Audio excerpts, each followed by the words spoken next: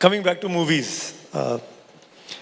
आजकल फिल्मों के अलावा ओटीटी काफ़ी छाया हुआ है और 2 साल में तो हम सब की बड़ी मदद की। उस ओटीटी प्लेटफॉर्म ने काफ़ी समय दिया, फिल्में दी, कंटेंट मिला, अच्छा कंटेंट मिला। आपका क्या ओपिनियन है ओटीटी को लेके? How helpful is this?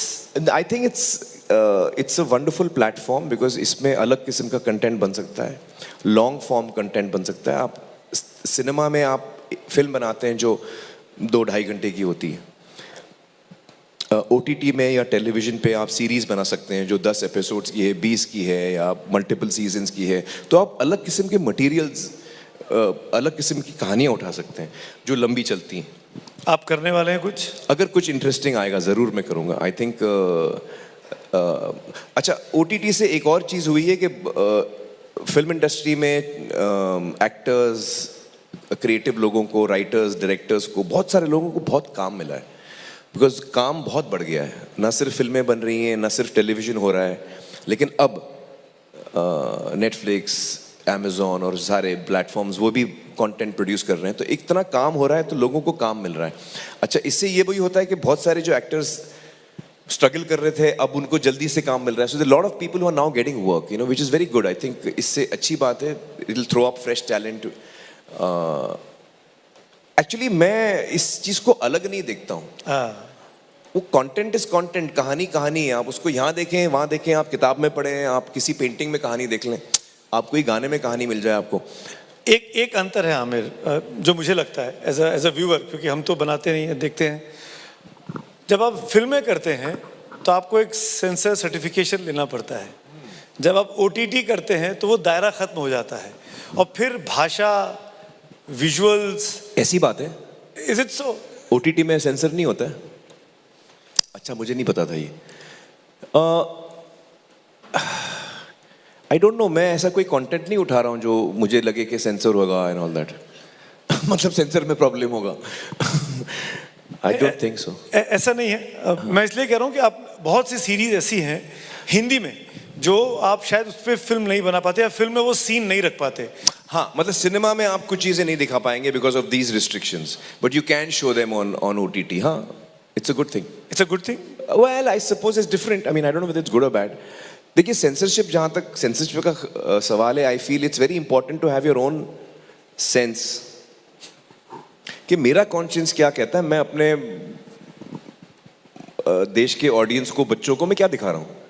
वो सेंसरशिप मुझे खुद रखनी चाहिए कि मैं क्या दिखा रहा हूँ, क्या नहीं दिखा रहा हूँ। नहीं और मुझे कौन बताएगा मुझे क्या दिखाना चाहिए? पर आई एम सॉरी, मैं एक और इस पे क्वेश्चन पूछ रहा हूँ।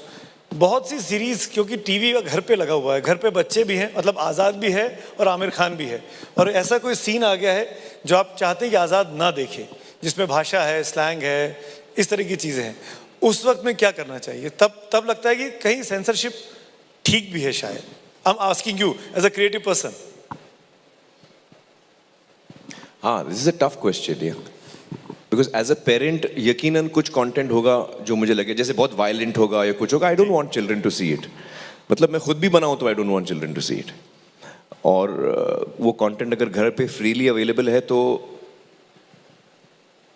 आई मीन, आई डोंट नो, उसका कुछ मैकेनिज्म। आई थिंक वो लेट नाइट कंटेंट होता है, वो उसका कुछ टाइमिंग होता है, नहीं होता है? हाँ, नेटफ्लिक्स पे तो कभी भी देख सकते हैं। हाँ, sorry, I am so much from the film world, I am sorry. आप पढ़ते ज़्यादा हैं, देखते कम हैं। हाँ, मैं देखता कम हूँ, पढ़ता ज़्यादा हूँ। नहीं, लेकिन ये आपका सवाल बहुत इंटरेस्टिंग है और इमीडिएटली मुझे आंसर नहीं आ रहा है, क्योंकि yes, as a parent I would not like my children to see any and everything, but at the same time as a creative person I don't want that much restriction on me to not. So I don't know, I guess we'll have to find a balance for this. Right. I don't know the answer. Going ahead, लाल सिंह चड्ढा जो आपकी film आने वाली है, मैंने सुना ये film आप 10-15 साल से बनाने की कोशिश कर रहे हैं। 14 साल हो गए, मतलब जुलाई में 14 साल पूरे होंगे। क्यों? पूरा वनवास? 14 साल का वनवास हो गया। हाँ, एक्चुअली अतुल कुलकर्णी ने जो कहानी मुझे बेस्ड ऑन फॉरेस्ट गंप पे बेस्ड है, जो अडेप्टेड वर्जन मुझे 14 साल पहले सुनाया था, और तब से हमारे जर्नी शुरू हुई। पहले हमको बहुत वक्त लगा राइट्स लेने में, और राइट्स लेने में कुछ 8-9 साल लग गए, 10 साल लगे, और मैं दुनिया भर घूमा हूँ राइट्स के लिए। फिर फाइनली राइट्स मिल गए, फिर क्रिएटिव प्रोसेस शुरू हुआ, और ये फिल्म है एक बहुत ही मुश्किल चैलेंजिंग फिल्म है।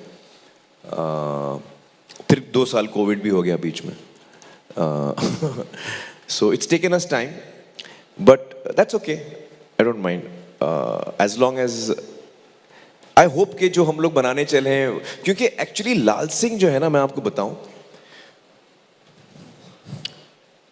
वो जो कैरेक्टर है ना लाल सिंह, इतना साफ दिल इंसान, इतना उसके दिल में कोई खोट ही नहीं है। तो वो जब मैंने ये कहानी पढ़ी ना, तो मुझे इतनी इंस्पायर हुई ये कहानी। काश मेरे लाइफ में कोई ऐसा लाल सिंह होता जिसके साथ में बैठ सकता था, और वो इतना शांत, नो यू नो जजमेंट, कोई उसको बदतमीजी से भी बात कर लेगा, वो he doesn't know how to be negative, and that's a very wonderful quality, you know, and I think that is what Forrest Gump और लाल सिंह is, एक इंसान जो इतना साफ है, इतना दिल का साफ है कि वो आपका दिल जीत लेता है। एंड आई थिंक इफ वो फीलिंग जो मुझे आई थी, हम एज अ टीम हम अपनी ऑडियंस को दे पाए, तो then I think we succeeded, because that is a feeling which is very calming.